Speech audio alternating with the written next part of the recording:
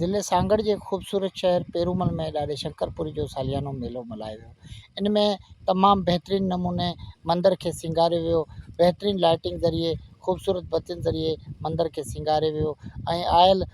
शेवकन तमामु बहितरीन नमूने शेवा कई। पुलिस इंतज़ामिया तरफ़ां पूरे मेले के जेका सा ख़ूबसूरत नमूने सां सिक्योरिटी जा इंतज़ाम कया विया। अचो त आयल यात्रियुनि ऐं शेवकनि खां ऐं उन खां अलावा SHO पेरूमल इसाक संग्रह खां ॿुधूं था त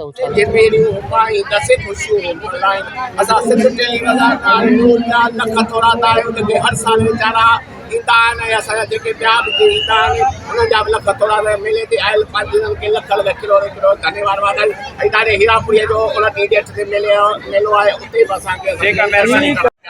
जिए मुझो ॾाढो आहे प्यारो ॾाढो शंकरपुरी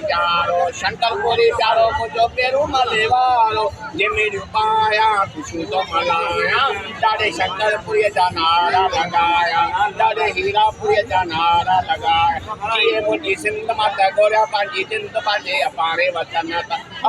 वतन तां सिंध जे चमन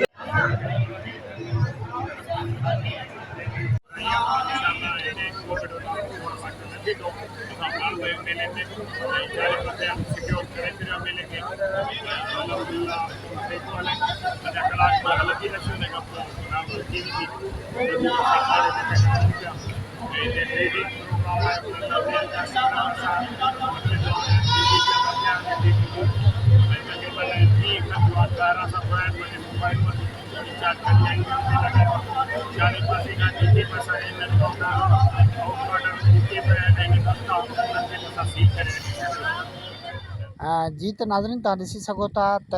हिते जेके बहितरीन नमूने खाधा तैयार कया विया आहिनि जिन में दाल चांवर उन खां अलावा मिक्स भाॼी पकोड़ा ऐं ॿियनि जा जेके स्टॉल लॻाया आहिनि। हीअ दोस्तो ॾिसी सघो था हिकिड़ो वीचारो टंग खां जॾो आहे पोइ बि जेका असां ॾाढी शेवा में रुधल आहे, तमामु बहितरीन नमूने शेवा करे रहियो आहे ऐं हिन जेका असां मंदर में तमामु बहितरीन नमूने जेका असां शेवा कई वञे थी। आयल महिमाननि खे जेका असां तमामु बहितरीन नमूने जेका असां ख़ूबसूरत नमूने से जेका साजिया करे उन्हनि खे सुठे नमूने जेका असां लंगर पाणी करायो वञे थो। दोस्तो काफ़ी असां सिंध जा मेला घुमंदा रहंदा आहियूं पर हीउ पेरूमल जो तमामु बहितरीन मेलो आहे। दोस्तो ही उहा तारीख़ी जेका असां तारीख़ी जेका इमारत आहे इनके तव्हां ॾिसी सघो था। क़दीमी दौर जी जेका असां इमारत आहे इन जे अॻियां जेका असां तमामु बहितरीन नमूने जेका असां लाइटिंग ऐं उन खां अलावा माण्हुनि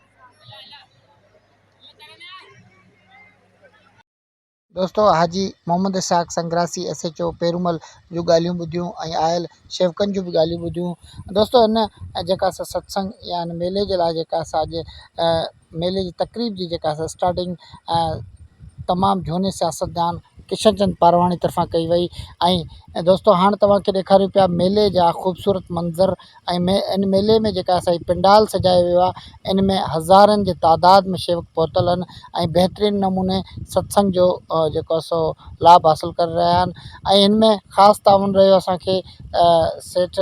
त्रिलोकचंद अनूपाणी साहिब जो ऐं ॿिया जेके असांजा सेठ साहिबान आहिनि साईं मुखी भावनदास साहिब या उन खां अलावा ॿिया जेके असांजा दोस्त आहिनि खिपरे जा जेका असां संगत आहे उहा बि तमामु बहितरीन नमूने उन्हनि शेवा कई। सभिनी दोस्तनि जेका असां तमामु बहितरीन नमूने आयल प्रेमियुनि सां ऐं आयल महिमाननि सां सुठे नमूने